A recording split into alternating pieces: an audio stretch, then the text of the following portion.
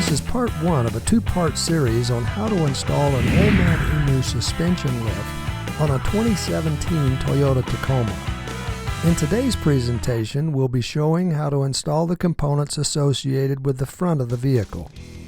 Begin by placing the vehicle securely on a twin-post lift. Remove the driver's side front wheel assembly using a 21mm socket. Disconnect the driver's side sway bar link from the steering knuckle by holding the shaft with a 6mm Allen socket and loosening the nut using a 17mm ratcheting box end wrench. Remove the passenger side front wheel assembly following the same steps shown for the driver's side. Disconnect the passenger side stabilizer link using the same procedure shown on the driver's side. Remove the front two skid plate bolts using a 12mm socket. Remove one of the rear skid plate bolts. Then, while holding the skid plate, remove the fourth bolt, unhook the plate in the front, and set it aside. Mark all four alignment cams so they can be restored to the original location, making realignment easier. Loosen but do not remove the driver's side front alignment cam adjuster bolt by holding the nut using a 22mm box end wrench and loosening the bolt using a 22mm socket. Loosen the driver's side rear alignment cam adjustment bolt by holding the bolt using a 22mm box end wrench and loosening the nut using a 22mm socket. Remove the lower shock mount nut by holding the bolt with a 19mm open end wrench and removing the nut using a 19mm socket.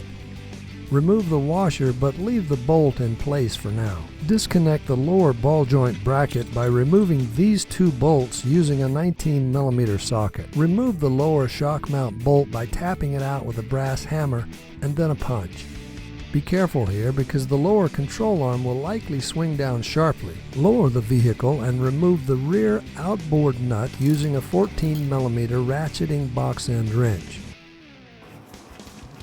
Remove the inboard nut.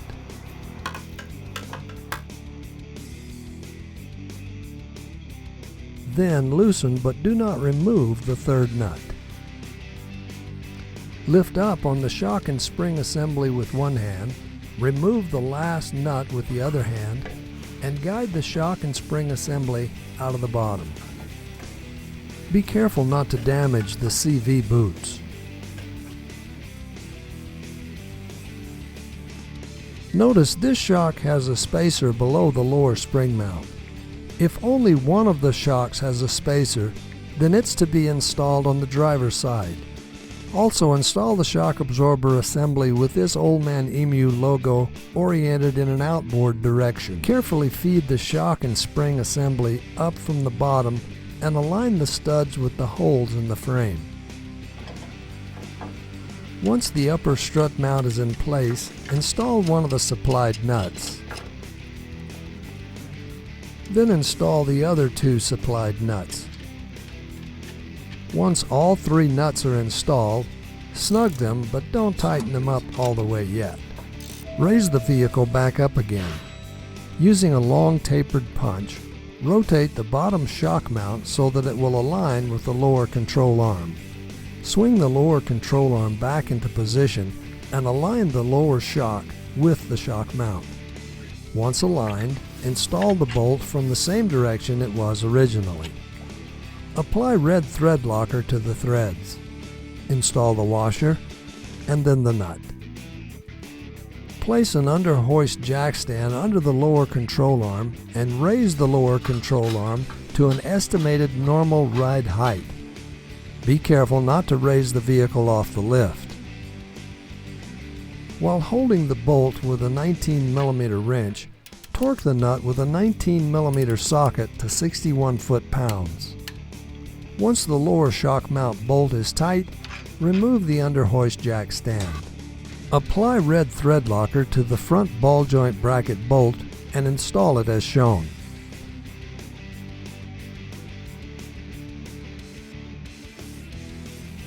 Tighten the bolt until there's about a 1/16 of an inch gap between the bracket and the steering knuckle. Then install the rear ball joint bracket bolt in the same way. Once both bolts are in place and snug, torque them to 118 foot-pounds. Lower the vehicle and snug all 3 of the upper strut mount nuts. Once they're snug, torque them in an increasingly tighter crisscross pattern until 47 foot-pounds is reached. Replace the passenger side shock and spring assembly following the same procedure shown on the driver's side. After the passenger side shock and spring assembly has been installed, connect the passenger side sway bar link. This is done by inserting the link stud through the steering knuckle and installing the nut. Hold the shaft with a 6mm Allen socket and tighten the nut with a 17mm ratcheting box end wrench. Once the nut is snug, torque it to 52 foot-pounds. Then connect the driver's side sway bar link following the same steps as shown on the passenger side. Align the previously made marks on the driver's side front alignment cam using a 30mm open-end wrench. While holding the nut with a 22mm wrench, tighten the bolt using a 22mm socket to 135 foot-pounds. Align and tighten the rear alignment cam in the same way.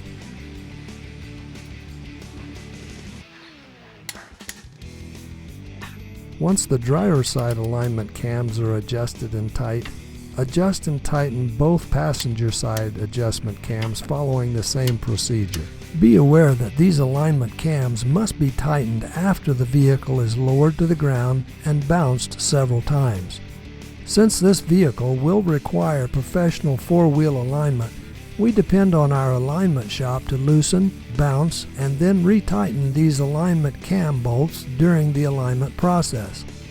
It would be wise to remind your alignment shop that this procedure needs to be performed on all 4 alignment cams. Begin installing the skid plate by hooking it in the front. Then install the driver's side rear bolt, leaving it loose for now. Then install the passenger side rear bolt, leaving it loose as well. Install the front 2 skid plate bolts and tighten them to an estimated 22 foot-pounds. Then tighten the rear skid plate bolts to the same torque.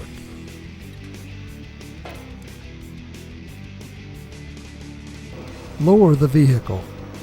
Position the passenger side wheel assembly on the studs. Install the lug nuts and lightly snug them with an impact wrench. Install the driver's side wheel assembly in the same way. Lower the vehicle until the tires press against the floor and torque the lug nuts on both front wheels in an increasingly tighter crisscross pattern until 83 foot-pounds is reached. Don't forget to snap in the hub cover. That concludes today's presentation. Be sure to watch part 2 where we show how to install the rear components of this old man emu suspension lift.